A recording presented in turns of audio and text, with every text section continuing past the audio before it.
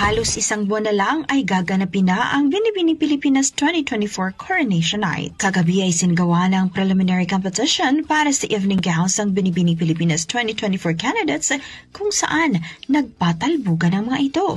Ang 40 mga naggagandahang kababaihan ay rumampa sa runway sa kanilang evening gowns at ipinamalas ang kanilang pagiging graceful at poised sa kanilang pasarela sa New Frontier Theater. Samantala, pasok naman sa top 5 ng National Costume Competition ay sina Binibini 40 Mirna Esguerra ng Abra, Binibini 31 Zayana Fami ng Cavite, Binibini 16 Mayria Kakam ng Oriental Mindoro, Binibini 23 Joyce Ann Carduque ng Quezon Province at Binibini 24 Monica Acuno ng Kalayaan, Laguna. Ang winner naman ng National Costume Competition ay nakatakdang i-anunsyo sa mismong Coronation Night ng Binibini Pilipinas sa July 7, 2024 na gaganapin sa Araneta Coliseum.